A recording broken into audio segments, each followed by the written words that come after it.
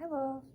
Um, I'm gonna try and get back to you. I know I keep saying that, but it's been kind of hard lately. But I still want to keep reading this book to you, and I still hope you like it. So we left off on chapter 5 and 6, I think. So we're gonna do chapter 7 and 8 tonight. I hope you're okay. I don't know. I guess that's it. But chapter 7, the royal banquet. Right this way. Follow us. Come along. Step lively. Here we go, they shouted, hopping from the wagon and bouncing up the broad marble stairway. Milo and Talk followed close behind. It was a strange-looking palace, and if he didn't know better, Milo would have said that it looked exactly like an enormous book standing on end, with its front door in the lower part of the binding, just where they usually place the publisher's name. Once again they hurried down a long hallway, which glittered with crystal chandeliers and echoed with their footsteps. The walls and ceiling were covered with mirrors, those whose reflections danced dizzily along with them, and the footman bowed coldly. "We must be terribly late," gasped the Earl, nervously as they reached the tall doors of the banquet hall. It was a vast room, full of people loudly talking and arguing. The long table was carefully set with gold plates and linen napkins. An attendant stood behind a chair, and at the center, raised slightly above the others, was a throne covered in crimson cloth. Directly behind, on the wall, was a royal coat of arms, flanked by the flags of Dictionopolis. Milo noticed many of the people he had seen in the marketplace. The letterman was busy explaining to an interested group the history of W. And off in a corner, the humbug and the spelling bee were arguing fiercely about nothing at all. Officer Shrift wandered through the crowd, suspiciously muttering, "Guilty, guilty, they're all guilty." Anon, noticing Milo, brightened visibly and commenting in passing, "Is it 6 million years already? My, how time flies." Everyone seemed quite grumpy about having to wait for lunch, and they were all relieved to see the tardy guests arrive. "Certainly glad you made it, old man," said the humbug, cordially pumping Milo's hand. "As guest of honor, you must choose the menu, of course." "Oh my," he thought, not knowing what to say. "Be quick about it," suggested the spelling bee. I'm famished. F-A-M-I-S-H-E-D. As Milo tried to think, there was an ear-shattering blast of trumpets, entirely off-key, and a page announced the startled guest, King Azaz the Unabridged. The king strolled through a door and over to the table, and settled his great bulk onto the throne, calling irritably, "Places, everyone, take your places." He was the largest man Milo had ever seen, with a great stomach, large piercing eyes, and a gray beard that reached to his waist, and a silver signet ring on the little finger of his left hand. He also wore a small crown and a robe with the letters of the alphabet beautifully embroidered all over it. "What have we here?" he said, staring down at Talk and Milo as everyone took his place. "If you please," said Milo. "My name is Milo, and this is Talk. Thank you very much for inviting us to your banquet. I think your palace is beautiful." "Exquisite," corrected the Duke. "Lovely," counseled the minister. "Handsome," recommended the Count. "Pretty," hinted the Earl. "Charming," submitted the Undersecretary. "Silence," suggested the King. "Now, young man, what can you do to entertain us? Sing songs, tell stories, compose sonnets, juggle plates, do tumbling tricks? Which is it?" "I can't do any of those things," admitted Milo. "What an ordinary little boy," commented the King. "Why, my cabinet members can do all sorts of things. The Duke here can make mountains out of molehills. The minister splits hairs. The Count makes hay while the sun shines. The Earl leaves no stone unturned. And the Undersecretary," he finished ominously, "hangs by a thread. Can't you do anything at all?" "I can count to 1,000, offered Milo. "Arg! Numbers! Never mention numbers here. Only use them when absolutely have to," growled Azaz disgustedly. "Now why don't you and Talk come here and sit next to me, and we'll have some dinner?" "Are you ready with the menu?" reminded the humbug. "Well," said Milo, remembering what his mother had always told him to eat lightly when he was a guest. "Why don't we have a light meal?" "A light meal it shall be," roared the bug, waving his arms. The waiters rushed in carrying large serving platters and set them on the table in front of the king. When he lifted the covers, shafts of brilliant-colored light leaped from the plates and bounced around the ceiling, the walls, across the floor, and out the windows. "Not a very substantial meal," said the humbug, rubbing his eyes, "but quite an attractive one. Perhaps you can suggest something a little more filling?" The king clapped his hands. The platters were removed, and without thinking, Miles suggested, "Well, in that case, I think we ought to have a square meal it is." shouted the humbug again, the king clapping his hands once more, and the waiters reappeared, carrying plates heaped high with steaming squares of all sizes and colors. Ugh, said the spelling bee, tasting one. These are awful.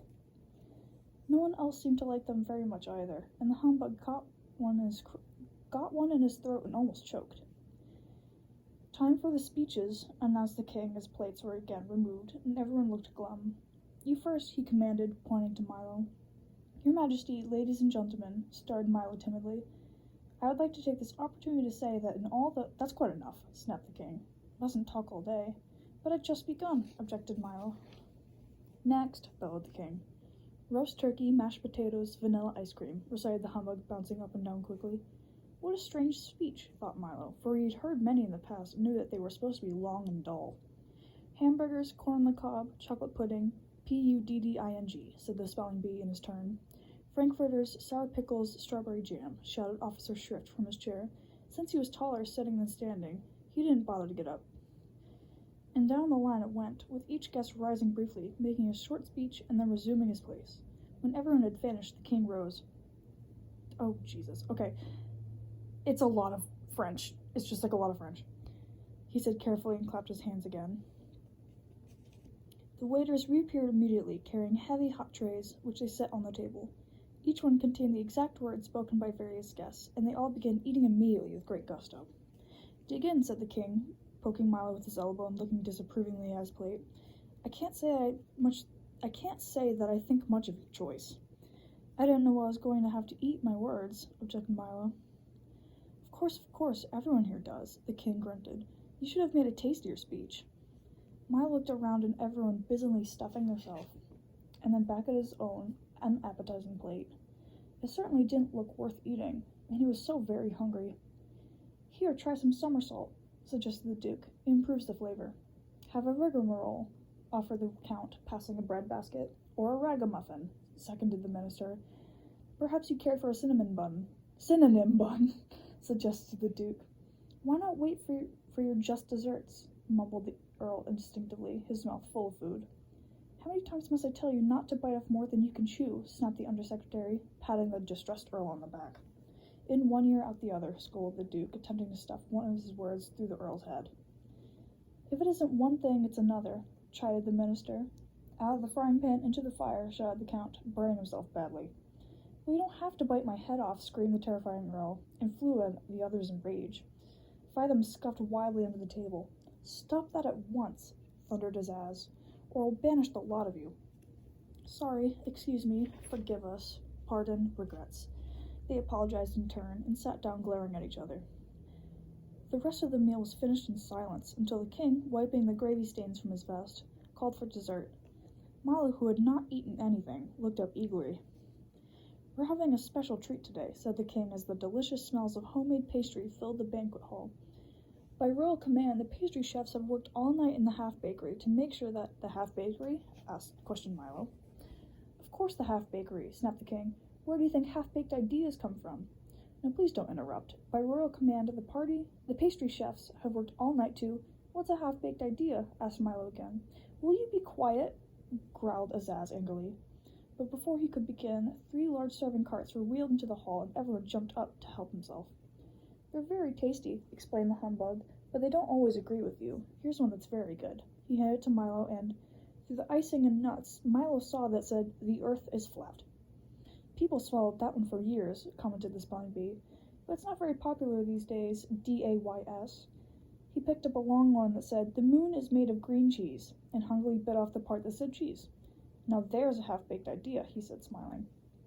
Milo looked at the great assortments of cakes, which were being eaten almost as quickly as anyone could read them. The count was munching contently on It Never Rains, But It Pours, and the king was busy slicing one that said, Night air is bad air.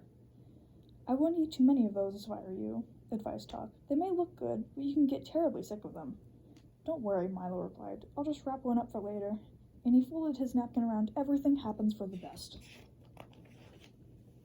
Okay, that was chapter 7. I think that was a pretty short chapter. So this is chapter 8. It's called The Humbug Volunteers. Couldn't eat another thing, puffed the duke, clutching his stomach.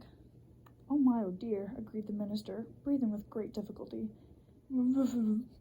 mumbled the Earl, desperately trying to swallow another mouthful. Thoroughly stuffed, sighed the Count, loosening his belt. Full up, grounded the Undersecretary, reaching for the last cake. As everyone finished, the only sounds to be heard were the creaking of chairs, the pushing of plates, the licking of spoons, and of course a few words from the humbug. A delightful repast, delicately prepared, and elegantly served. Jesus. He announced to no one in particular. A feast of rare bouquet. My compliments to the chef, by all means, like my compliments to the chef. Then, with the most distressed look on his face, he turned to Milo and gasped, "Would you kindly fetch me a glass of water? I seem to have a touch of indigestion." "Perhaps you've eaten too much too quickly," Milo remarked sympathetically. Too much too quickly, wheezed the uncomfortable bug between gulps.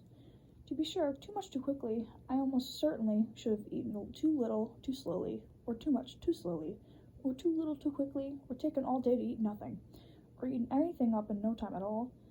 Occasionally eaten something at any time, or perhaps I should have, and he toppled back, exhausted, into his chair and continued to mumble indistinctly. "Attention, let me have your attention," insisted the king, leaping to his feet and pounding the table. The command was entirely unnecessary, for the moment he began to speak, everyone but Milo talked, and the distraught bug rushed from the hall, down the stairs, and out of the palace. "Loyal subjects and friends," continued Azaz, his voice echoing in an almost empty room. "Once again on this gala occasion we have—" "Pardon me," coughed Milo as politely as possible, "but everyone has gone." "I was hoping no one would notice," said the king sadly. "It happens every time." "They've all gone to dinner," announced the humbug weakly, "and just as soon as I catch my breath, I shall join them." "That's ridiculous. How can they eat dinner right after a banquet?" asked Milo. "Scandalous," shouted the king. "We'll put a stop to it at once. From now on, by royal command, everyone must eat dinner before the banquet." That was my water, sorry. "But just as bad," protested Milo. "You mean just as good," corrected the humbug. "Things are which equally bad are also equally good. Try to look at the bright side of things." "I don't know which side of anything to look at," protested Milo. "Everything is so confusing and all your words only make things worse." "How true," said the unhappy king, resting his regal chin on his royal fists as he thought fondly of the old days. "There must be something we can do about it." "Pass a law," the humbug suggested brightly. "We have almost as many laws as words," grumbled the king. "Offer a reward," offered the bug again. The king shook his head and looked sadder and sadder. "Send for help, drive a bargain, pull the switch, file a brief, lower the boom, tow the line, raise the bridge, bar the door," shouted the bug, jumping up and down and waving his arms. Then he promptly sat down as the king glanced furiously in his direction. "Perhaps you might allow rhyme and reason to return," said Milo softly, for he had been waiting for just an opportunity to suggest it. "How nice that would be, King Azaz," said Azaz, straightening up and adjusting his crown. "Even if they were a bother at times, things always went so well when they were here." As he spoke, he leaned back on the throne, clasped his hand behind his head, and stared thoughtfully at the ceiling. "But I'm afraid it can't be done." "Certainly not, it can't be done," repeated the humbug. "Why not?" asked Milo. "Why not, indeed?" exclaimed the bug, who seemed equally at home on either side of an argument. "Much too difficult," replied the king. "Of course," emphasized the bug. "Much too difficult." "You could if you really wanted to," insisted Milo. "By all means, if you really wanted to, you could," the humbug agreed. "How?" asked Azaz, glaring at the bug. "How?" inquired Milo, looking the same way. "A simple task," began the humbug, suddenly wishing he were somewhere else. "For a brave lad with a stout heart, a steadfast dog, and a serviceable small automobile." "Go on," commanded the king. "Yes, please," seconded Milo. "All that he would have to do," continued the worried bug, "is travel through miles of harrowing and hazardous countryside, into unknown valleys and uncharted forest, past yawning chasms and trackless wastes, until he reached Digitopolis. If, of course, he ever reached there. Then he would have to persuade the mathematician to agree to release the little princesses, and, of course, he'd never agree to anything that you'd agree with. And anyway, if he did, you certainly wouldn't agree to it. From there is a simple matter of entering into the mountains of ignorance, full of perilous pitfalls and ominous overtones, a land to which many venture but few return, and whose evil demons slither slowly from peak to peak in search of prey. Then an effortless climb up a 2,000-step circular stairway without railings, in a high wind at night. For those in mountains it is easily night. For those in mountains it is always night, to the castle in the air. He paused momentarily for breath and then began again. After a pleasant chat with the princesses, all that remains is a leisurely ride back through those chaotic crags whose frightening fiends have sworn to tear any intruder limb from limb and devour him to his belt buckle. And finally, after the long ride back, a triumphal parade, if, of course, there is anything left to parade, followed by hot chocolate and cookies for everyone. The humbug bowed low and sat once again, very pleased with himself. "I never realized it would be so simple," said the king, stroking his beard and smiling broadly. "Quite simple indeed," concurred the bug. "Sounds dangerous to me," said Milo. Most dangerous," mumbled the humbug, still trying to be in agreement with everybody. "Who will make the journey?" asked Talk, who had been listening very carefully to the humbug's description. "A very good question," replied the king, "but there is one far more serious problem." "What is it?" asked Milo, who was rather unhappy at the turn the conversation had taken. I'm afraid I can tell you that only when you return," cried the king, clapping his hands 3 times. As he did so, the waiters rushed back to the room and quickly cleared away the dishes, the silverware, the tablecloth, the table, the chairs, the banquet hall, and the palace, leaving them all suddenly standing in the marketplace. "Of course you realize that I would still like to make the trip myself," continued Azaz, striding across the square as if nothing happened. "But since it was your idea, you shall have all the honor and fame." "But you see," began Milo. "Dick Schnopoulos will always be grateful, my boy," interrupted the king, throwing one arm around Milo and patting Talk on the other. "You will face many dangers on your journey, but fear not, for I have brought you this for your protection." He drew from inside his cape a small, heavy box about the size of a school book and handed it ceremoniously to Milo. In this box are all the words I know," he said. "Most of them you will never need, some of you will constantly, but with them you may ask all the questions which have never been answered, and answer all the questions which have never been asked. All the great books of the past and all the ones yet to come are made with these words. With them there is no obstacle you cannot overcome. All you must learn to do with them is use them well and in the right places." Milo accepted the gift with thanks, and the little group walked to the car, still parked at the edge of the square. "You will, of course, need a guide," said the king, "and since he knows the obstacles so well, the humbug has cheerfully volunteered to accompany you." "Now see here," cried the startled bug, for that was the last thing in the world he wanted to do. "You will find him dependable, brave, resourceful, and loyal," continued Azaz, and the humbug was so overcome by the flattery that he forgot to object again.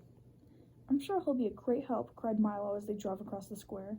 "I hope so," thought Talk to himself, for he was far less sure. Good luck, do be careful," shouted the king, and down the road they went. Milo and Talk wondered what strange adventures lay ahead.